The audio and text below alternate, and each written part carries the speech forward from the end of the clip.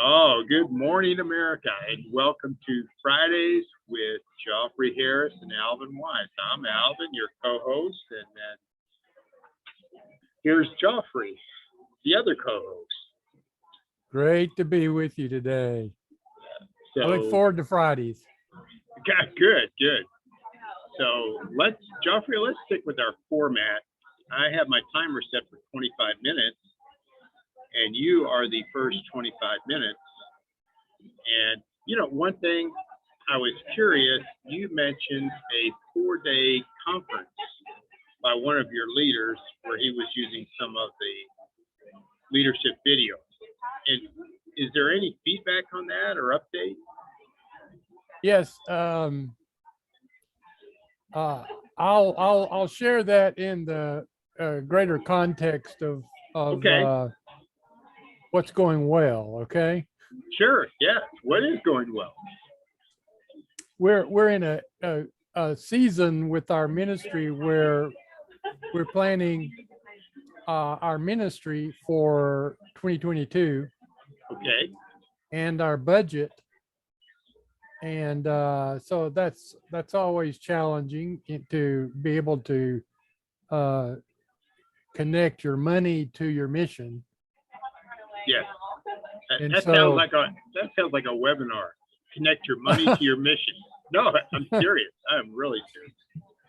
Yeah, that's basically what I'm having to do. Is we're talking to our 6 continental leaders, and we're trying to move them to a new stage in our ministry. We've spent 3 years training and equipping them, and now they're ready to reach other nations in Africa. And so we're having to think out further about who are they going to be talking to this year. We're hopeful of reaching 54 countries. We have trainees in 31 now. I'm sorry, in 24 now.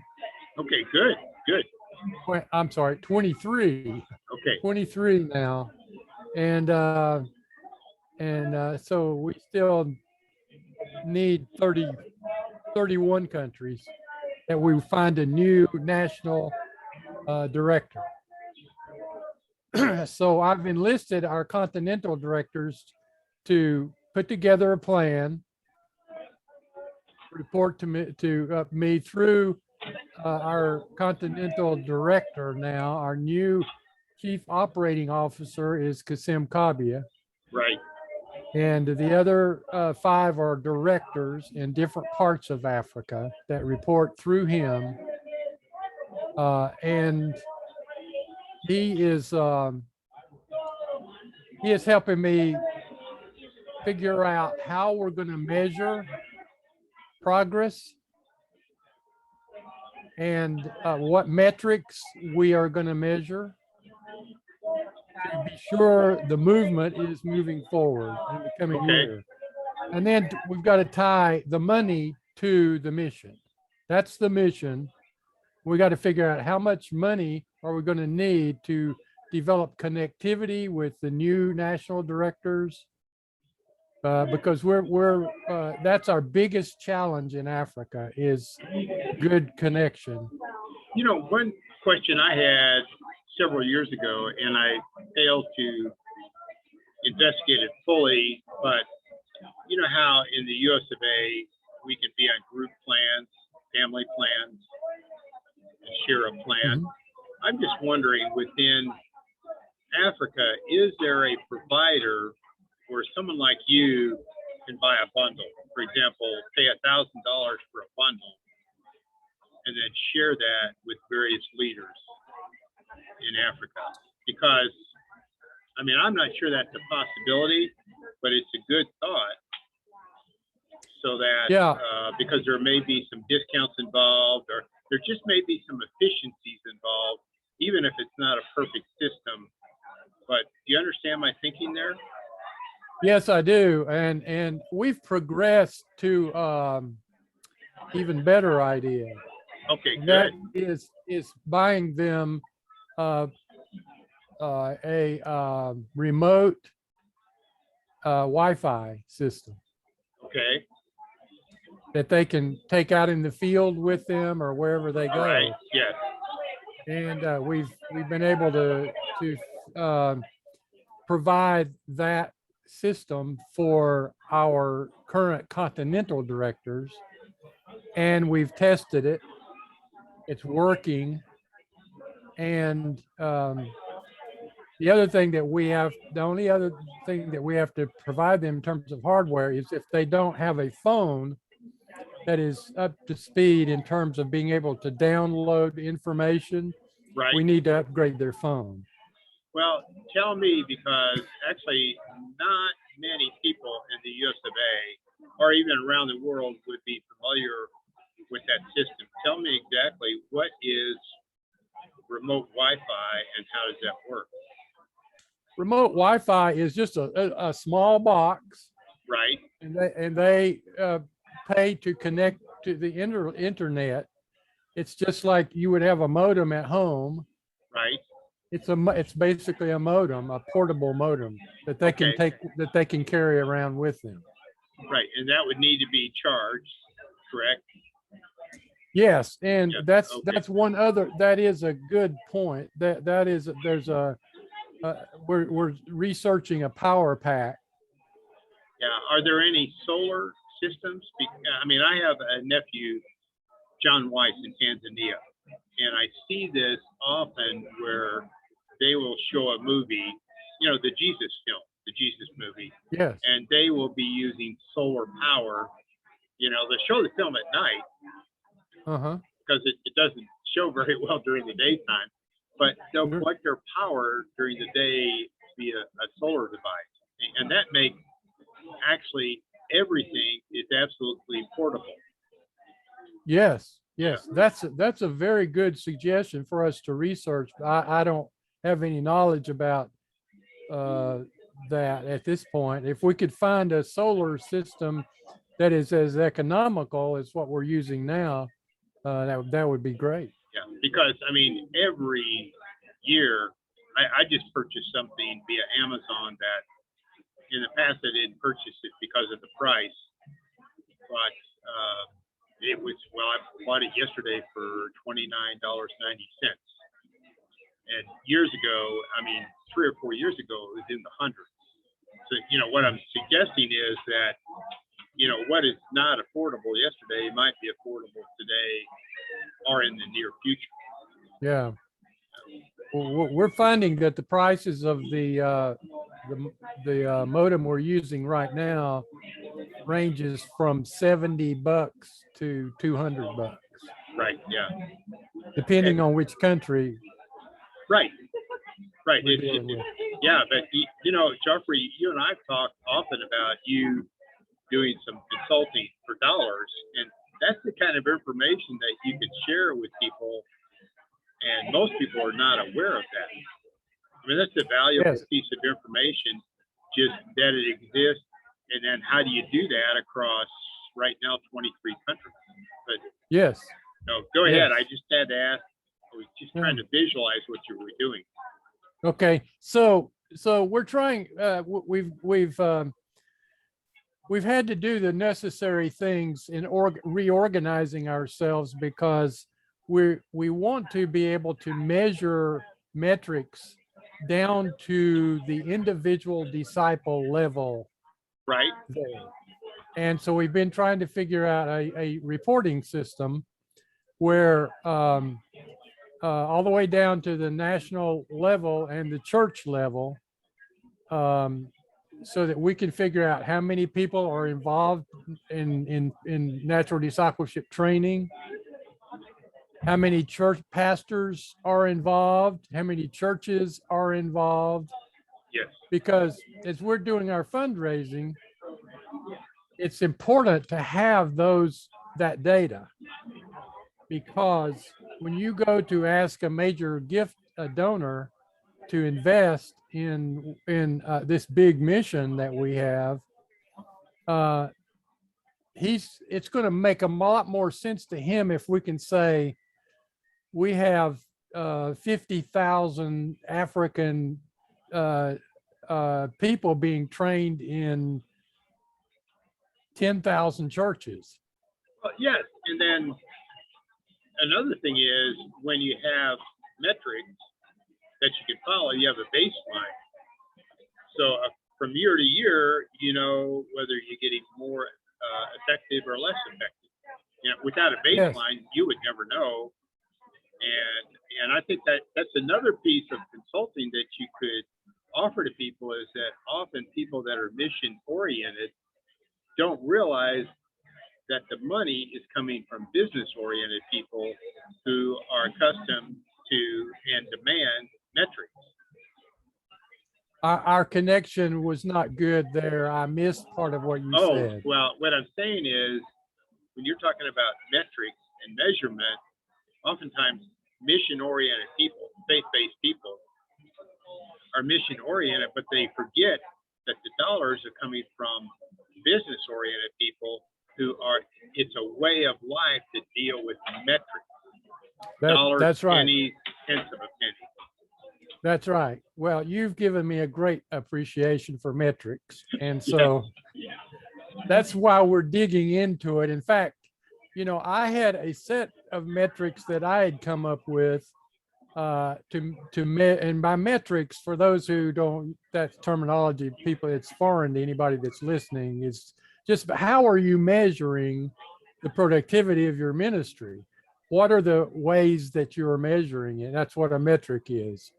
So what we are doing is how many people are being trained, how many pastors are being trained and equipped, how many national leaders are being trained and equipped, and then what are they being trained in?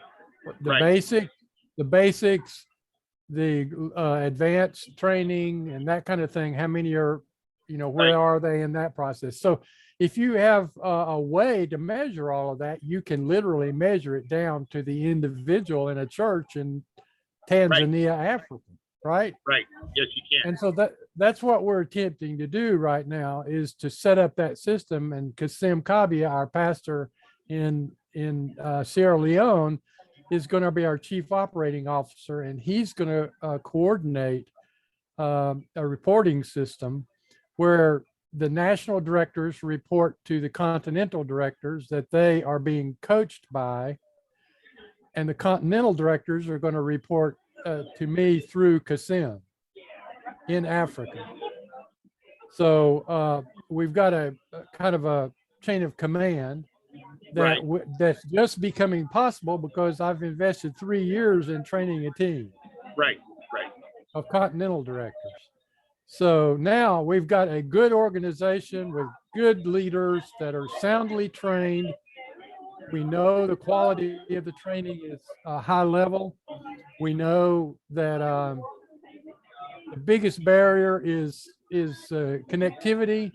So we're trying to figure out, you know, to how we can fund the leadership, the top leadership level, with the right equipment. So we've got good connectivity with them. We're able to communicate back and forth effectively. And those are keys to us being able to move to the next level in our mission. You know, and the good news about your biggest problem being connectivity, it may not sound like good news, but I actually believe you've done the hard part, laying the groundwork, learning how to lead across distance and communicate across distance, cultural barriers, language barriers. And to me, you know, because I was part of that, I believe that's the hard part. The technology and connectivity will be the easy part because of the way it's changing so rapidly. What was difficult last year and the year before is possible this year. I mean, remote Wi-Fi, that was not even a part of our language 5 years ago. Yes, right. I mean, even the word Wi-Fi is relatively new. So the connectivity issue, I think, might be the easiest part because of technology, and then the prices of technology always decrease. Well, not always, but generally decrease. Well, I was surprised to learn. I started out with some of the first directors that I was helping get direct Wi-Fi into their homes, Right, and that was my strategy. right, Somewhere through this last year, everything changed. And when I started talking to some of the other guys about helping them with Wi-Fi, they were giving me lower prices and different equipment. yeah, right, right.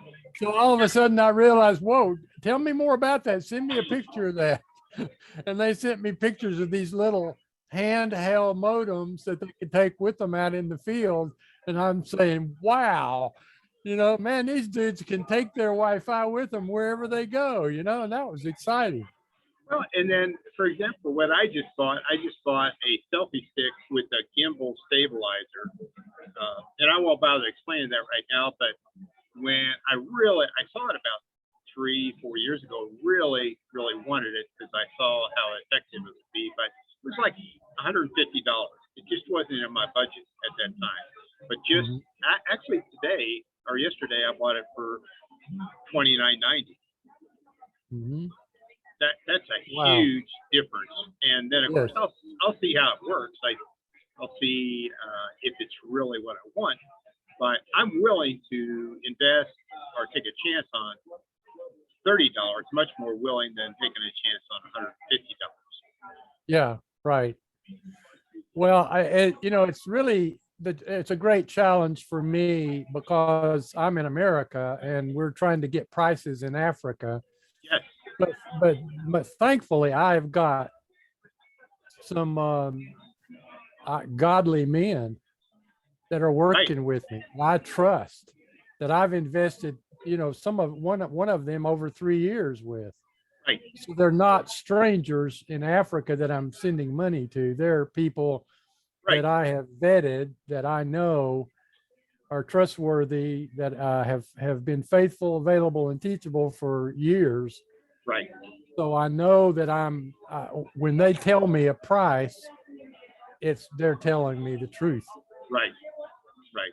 Yeah, it's a pretty big learning curve. Whoa, is You it know, ever? I want to remind anybody who's listening, just remember that somebody in the fourth quarter of their life sitting in their bedroom can run a global organization. It can be done. There's a learning Yeah, curve there, but there's a learning curve for everybody. And then along the sure. way, you have to take some risks. I mean, I've done it. You might send some money somewhere, and the money doesn't really do what you thought it would do, but you take that risk. Yeah, that's right. That's right. So we've done everything we can to find the people who share our vision Right. and are faithful, available, and teachable. And we've invested hours and hours and hours with them, Yes. So we're not talking to strangers or trusting strangers. We're talking about people that we've given assignments to and held accountable, and they've come through. They've done what we've asked them to do. They've proved that they are worthy of the role that they have. And so now we're just trying to measure on a bigger scale, and we're having to come up with uh, clearly defined ministry descriptions for continental leaders and for national leaders Right. that measure, I mean, that give them authority and responsibility and accountability. So we know, Right. all of us know what we're agreeing to do and what authority they have, what level of authority they have. And thankfully, God gave me some wonderful training with that through my ministry with Crew. So Right. I was able to whip out a ministry description for Kasim, and it's really tight. I Good. mean, it's going to be something that he clearly knows what his authority responsibility is with every line item in that ministry description. And Well, I know what it is. And so we can use that as a tool at the end of the year. We can pull that thing out together and he and I can go through it and say, well, how did you do, with this area of your responsibility and authority? and he'll be able to evaluate his productivity, and I will too, at the end of the year. And he will do that with the continental directors, because we'll develop one for them. And then the continental directors will do it with the national directors. Right. And so we'll have ministry descriptions for each of those levels that are based on our metrics. Right. That are tied to our metrics. Now, if you had asked me 2 months ago, how are you going to keep all these people accountable, Geoffrey, down to the church level? Right. I would have not had a clue how to do that. And so I just said, Lord, I need your help. How are we going to do this? And so I just started taking it a step at a time and asking questions. And it just kind of unfolded that, okay, we can do it with the continental directors this way. And then all of a sudden it occurred to me, well, why can't they do it with the national directors? And why can't the national directors do it with the pastors? And why can't the pastors do it with the individual members in their church who are going through the training? Well, so bingo, we have a accountability down to the church pew. Right. Well, and you also have a system that can be duplicated, and you have a training process in place. And and I know, having worked with you, you're flexible enough to deal across different cultures. And frankly, what you're talking about can be duplicated probably anywhere globally, in the US of A. Yes, absolutely. It already is being utilized. Right. What we're, if you think at multi-level organizations, they have sophisticated software that measures right down to the bar of soap that was sold.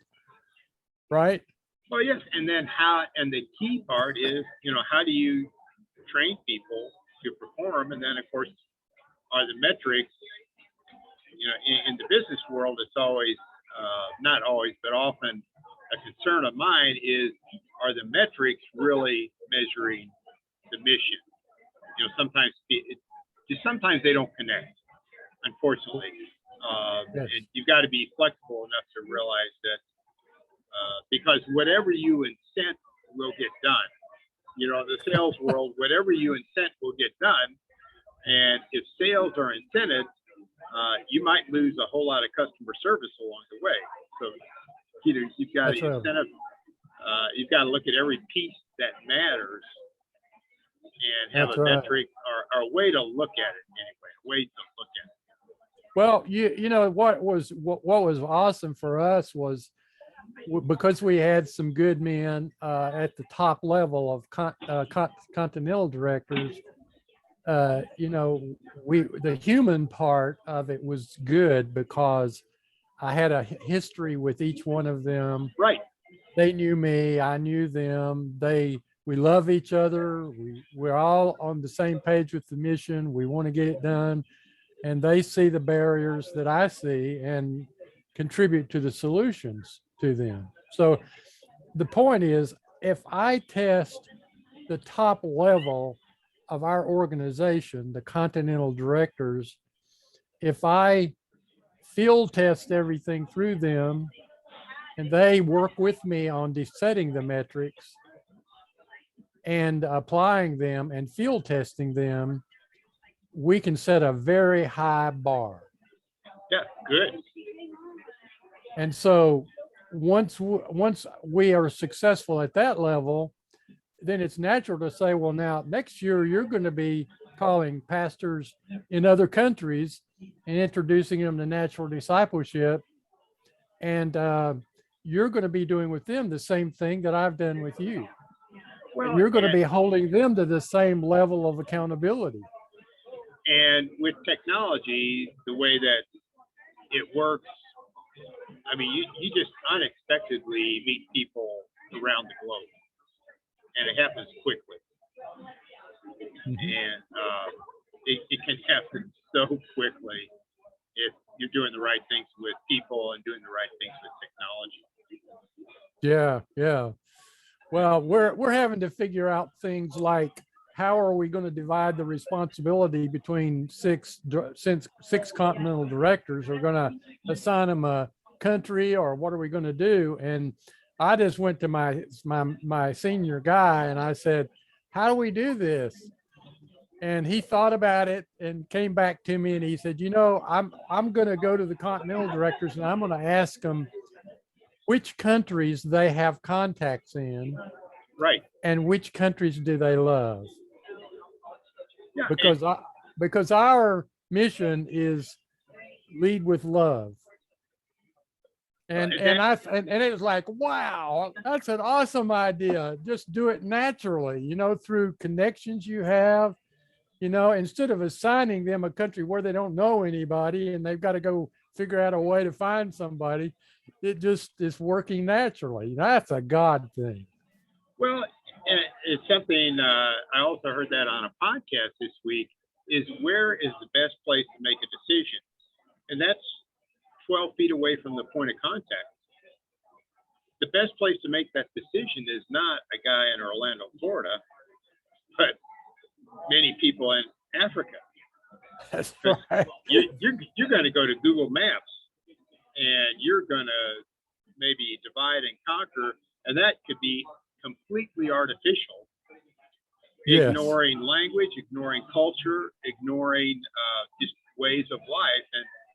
And I'm a firm believer in that. It's just that finally I heard it in words I can understand is Geoffrey and Alvin, the best place to make a decision is the person who's 12 feet away from that point of contact. That's right. Yeah. And that's exactly right. The best decisions are made at that level. So do you have, go ahead. I could have brought some wisdom to bear with here in America, but there may be differences, there clearly are differences there. Oh, so, yes. Yeah. Go ahead. You discover that on your first Zoom call. I mean, I hope you did. If you're listening, you'll discover that immediately. So let me ask you this. Let's stick to our format, because I used some of your allotted time, but I needed to ask some questions to clarify. But can we just switch gears, and I'll show you some things I learned, just some things that I learned this week. And it may, and I use metrics quite a bit. So as I use metrics, if something doesn't make sense to you, then I would ask you to please ask questions. If it's just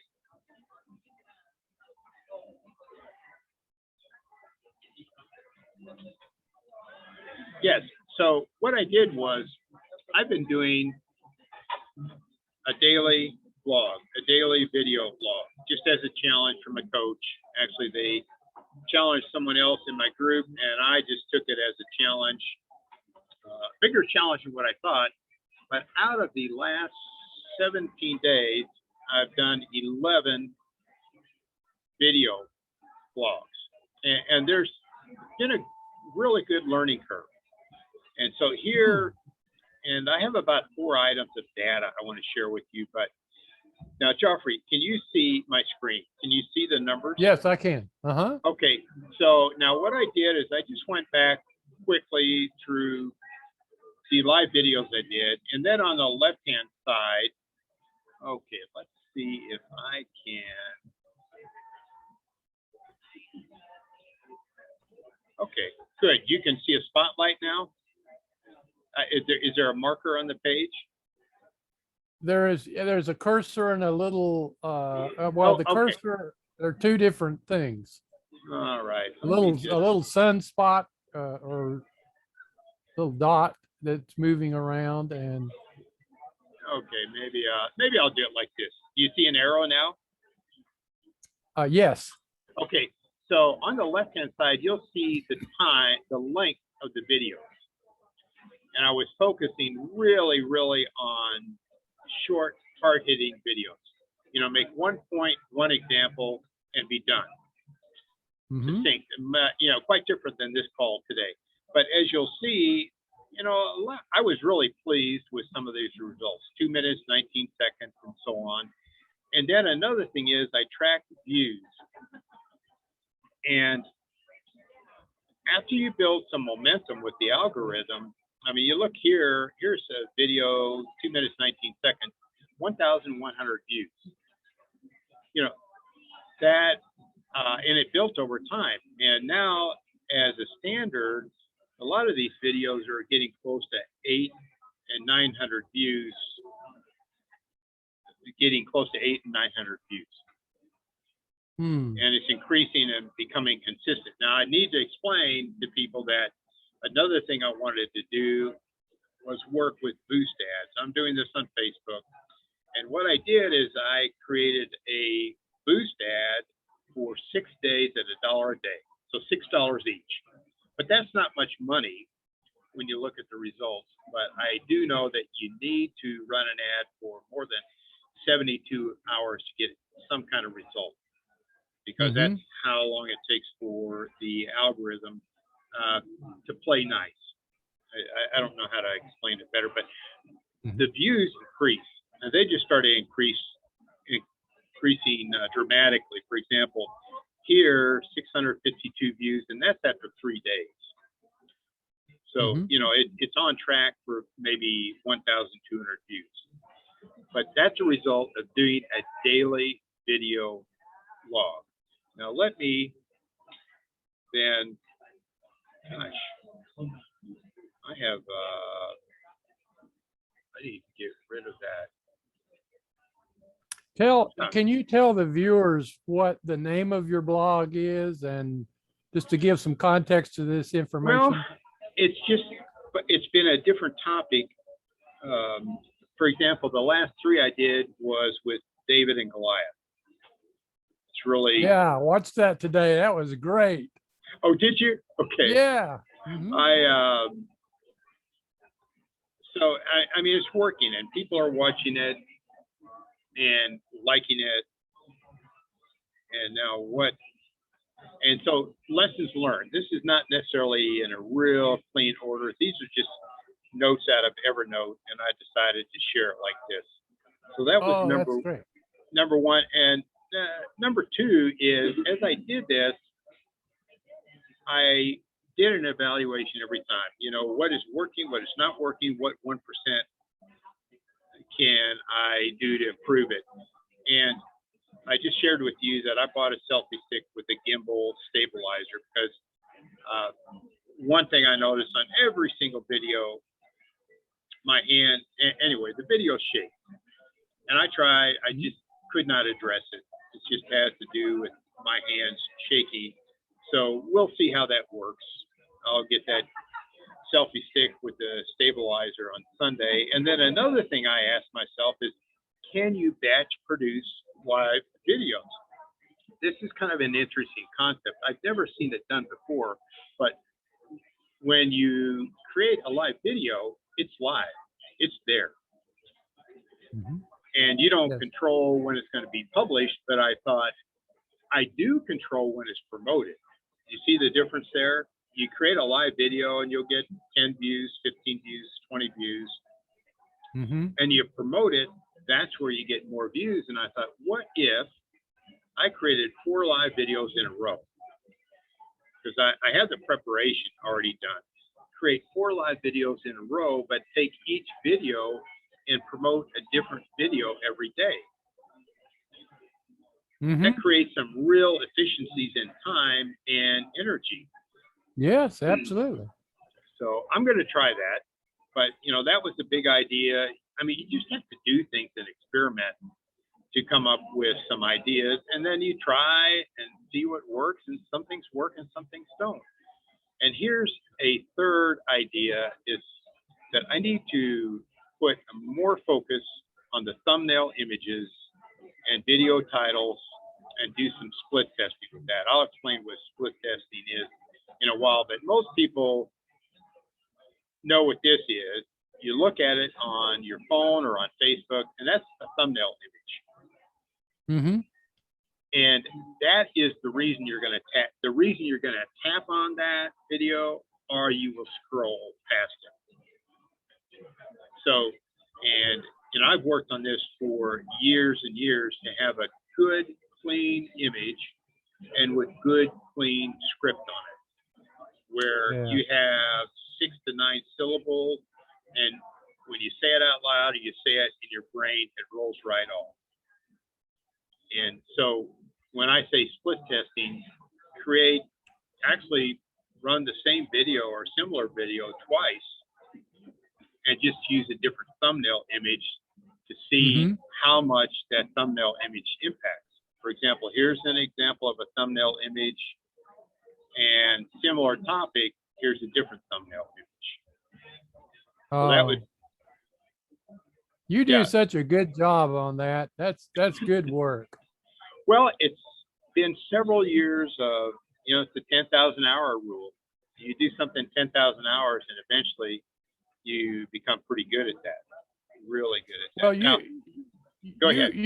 You have such a commitment to the data and watching what works and what doesn't work, that provides you the wisdom to know what kind of images affect people and draws them in, and you have a vast knowledge of what to look for. The average person doesn't have a clue what makes an image successful. Well, and what you do, the way you discover it is you do some testing. I mean, for example, some people might think, I obsess over metrics. And, I do obsess over metrics. But when you have 962 people watch a video that's 2 minutes, 31 seconds long, that impacts 962 lives, potentially. Yeah. It's not a metric, it's a person. That's right. I mean, online marketers, you're an online marketer, Geoffrey. You're using online to spread a message. Sometimes forget that metrics are people. And, that's right. like I have seen, I went to a church website who's using Facebook Live, and my goodness, their live videos were getting 5 to 9 views. That's not worth the effort. They're impacting 9 people. Why not impact, instead of 9 people, 962 people? Their church service that they do live, and then they post it on social media, gets 50, 60, 80 views. If they were to do 1 or 2 things differently and treat those views as important, they would get 600, 800, 900 views. So I obsess over metrics. I obsess over the number of words on a thumbnail image, because each number here, 962 people, it has the potential to impact 962 people. Your metrics are people. You bet. And now, go ahead, Geoffrey. I'm just going to say, God has gifted us differently. Right. Some people, I mean, a lot of this detail for me is too much for me. Right. It's more information than I want to deal with, but that doesn't mean I don't understand how valuable it is, because you have proven to me, as you've done the hard work of figuring out the usefulness of measures, of metrics, how you just illustrated it, how much more powerful your work can become if you understand what works and what doesn't work. Well, and the fact that you're in 23 countries is a result of metrics. I mean, when we started working together, I knew that images stop people. Yes. And I also know that the words and number of syllables on an image matter. Most people don't. Yeah, you have a beautiful image that stops people, and you have too many words, they scroll by. They just Yes. so. I mean, all Yes. this detail seems obsessive to people, but it opens doors. Oh my, And yes. even if you're not a fan of it, you can always be the benefactor of it. I mean, you can go and watch what some other people are doing and steal their best ideas. I mean, that's what I do. I just Yeah. take systems that work, like your system. After a lot of hard work checking metrics, uh, can be duplicated, and you can welcome people in men of faith, people of faith, to take your best ideas and use them because Mm, the metrics prove that they work. you bet. Uh, Absolutely. And the results are proving that they work. right, I mean, my end product, is a multiplying disciple maker. right, And the question, my great question was, okay, how do I touch the average African that goes to church? right, You know, how can I touch him from here using video conferencing? right, If it weren't for us understanding, what metrics, what works, I mean, if you don't understand what works, you can't figure out how to get your message to the to the greatest number of people and to the people that you want to reach. right. And I think many people, I've done this. Many people have done this. They'll have a passion or a mission, and they feel like metrics get in their way. But with your passion or mission, for you to discover, are you having an impact? You have to measure something, That's and, right. you have to know that metric really indicates your goal. I mean, I think it's really easy. I think many people struggle with the fact that they'll collect metrics. And of course, I always ask, well, what is the proof source? What is the source of your metrics? Let's ensure that your metrics are measuring what you want to accomplish. Yeah. Let me give an illustration of that. Okay. In our ministry, we have a 9-step basic discipleship process Right. that we train people in. It's called natural discipleship. At first, when I was started working with people in Africa, that was basically what I was working with pastors. I was training them how to do basic discipleship one-to-one using a 9-step process. Right. And that was the metric that I was measuring.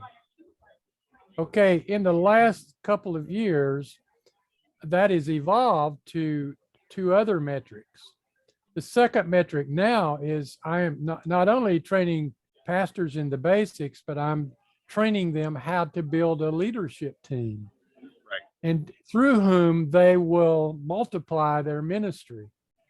And so that's now the second metric. Has the pastor gone through the 5-step leadership training on how to build a team? And is he building a team through whom he is multiplying?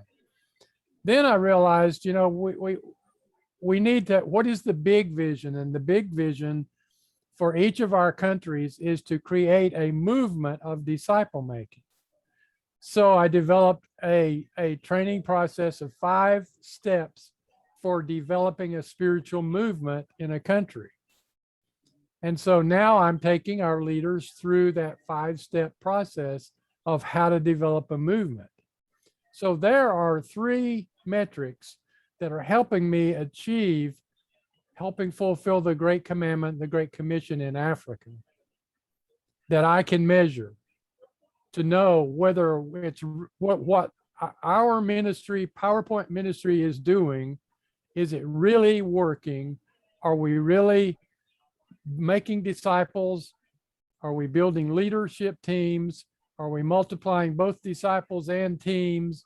and are we reaching the church, the average person in Africa, with the good news of the gospel and how to love God, love others, and go make disciples.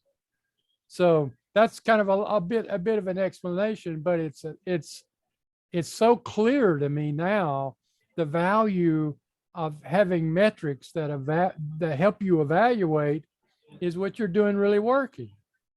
Right. Yes, and here's where I think some people of faith get misguided by metrics.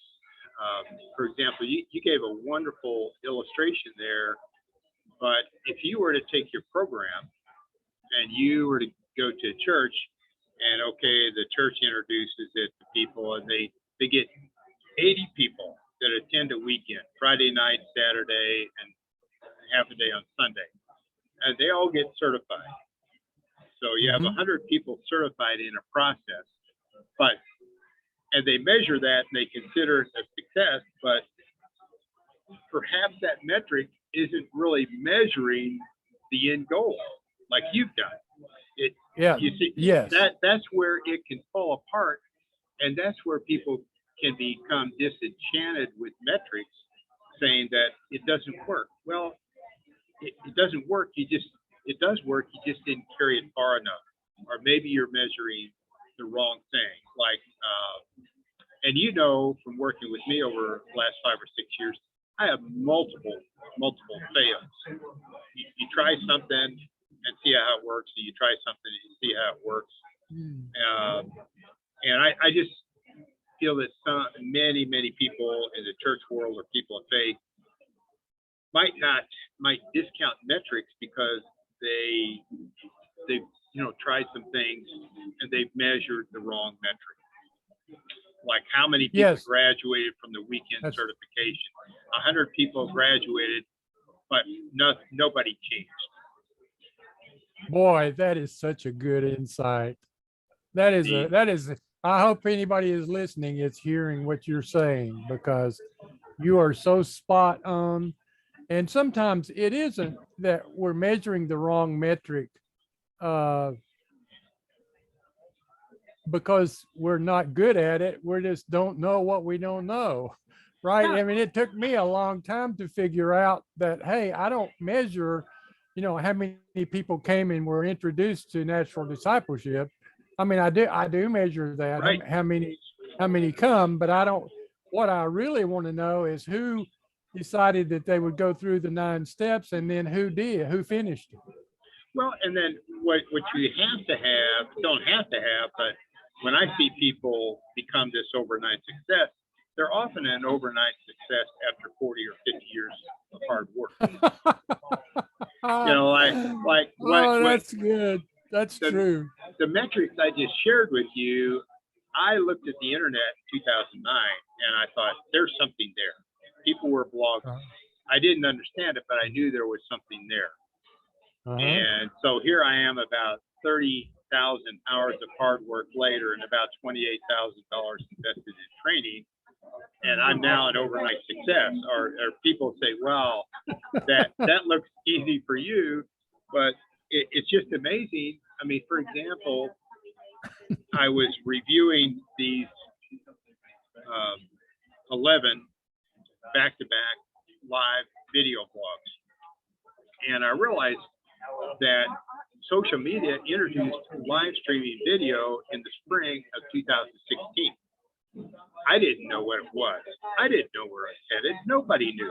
But I did know that a multi-billion-dollar company introduced it, and they're a for-profit company. And I thought, there's something here, because they invested millions and millions of dollars to create it and promote it. And as a result, today, here we are, after I've invested maybe 10,000 hours in doing videos, I can do, it becomes easy.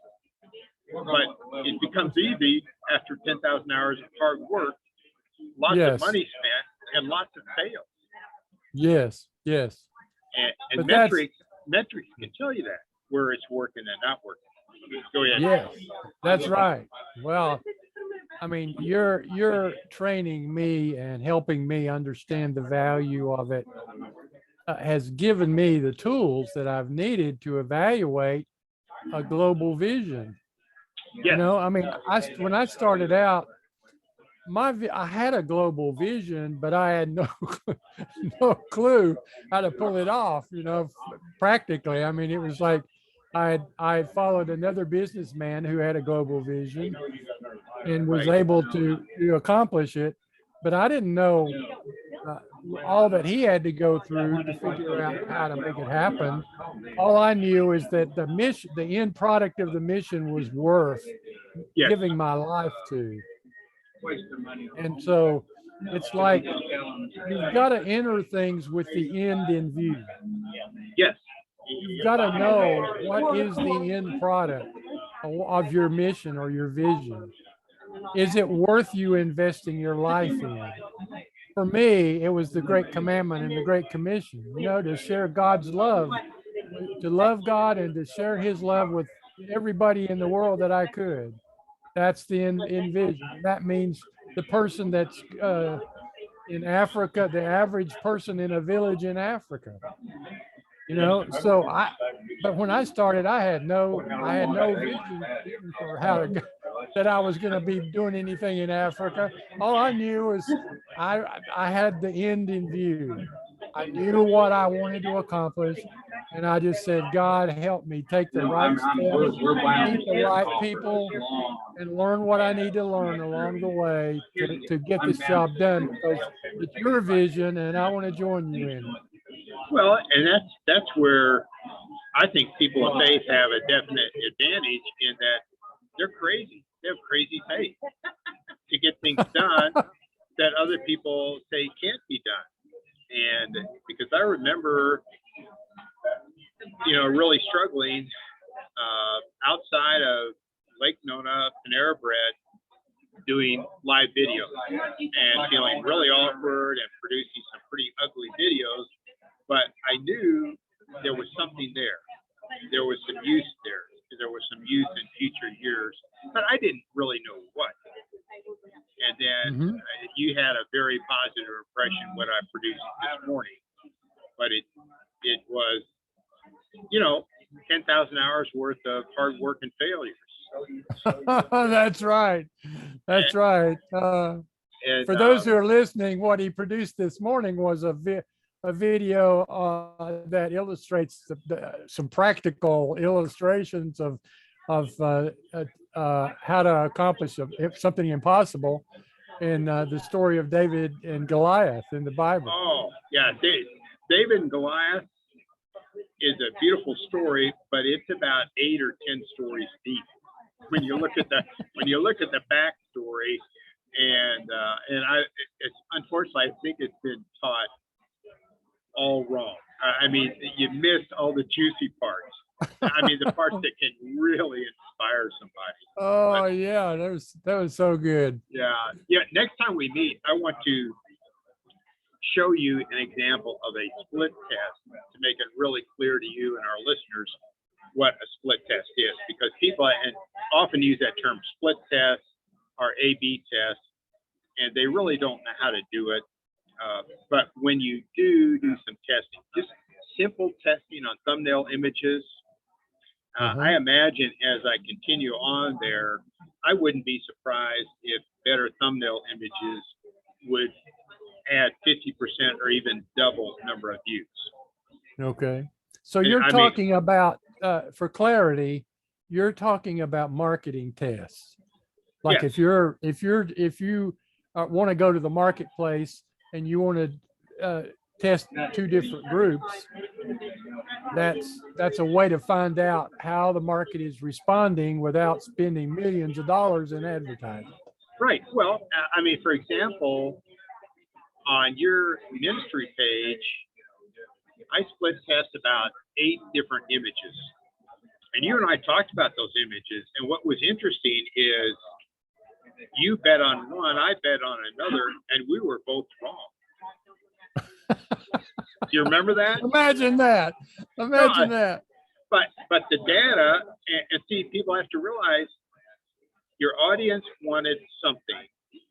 You and I bet on, we didn't bet on losers. We just bet on 2 ideas that we thought were winning ideas.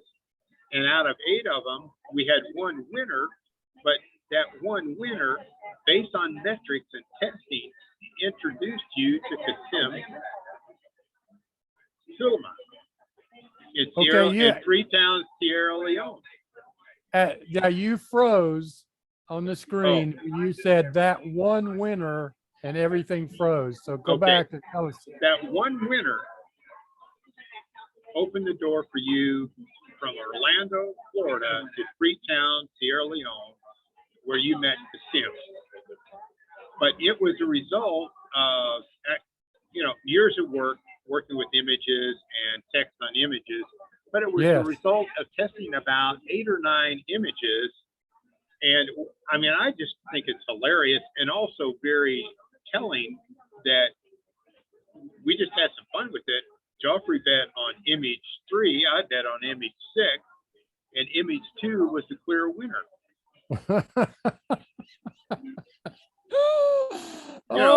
That's good.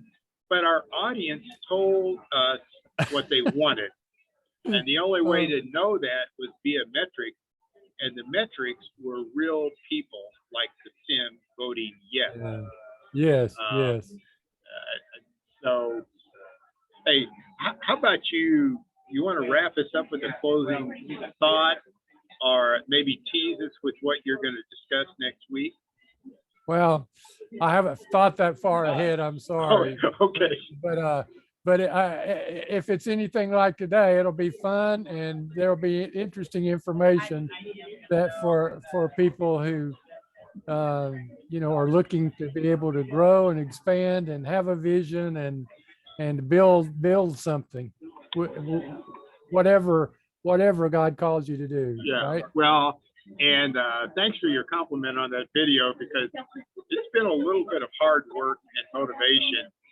And because I walk down a muddy hill, I stand in weeds and trash, and I'm facing 4 trash cans as I create that. Let me, so that people can appreciate it, tell us where they can find it on the internet.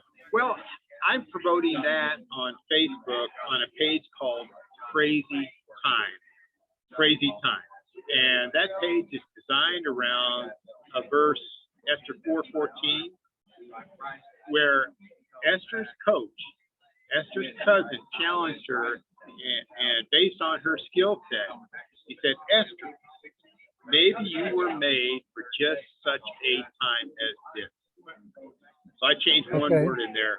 And Geoffrey, I'm challenging you, people of faith, people with passion.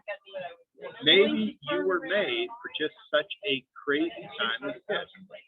But you can find it on Crazy Time, Facebook page called Crazy Time. Facebook page called Crazy Time. Okay. Yeah, that's it.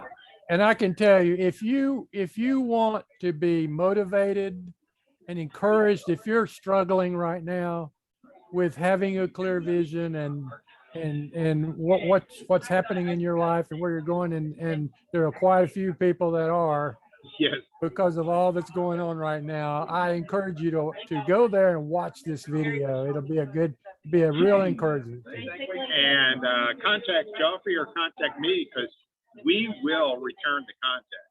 We will, because that's who we are, encouragers. Okay, where can they contact you? They could contact me via Messenger right there.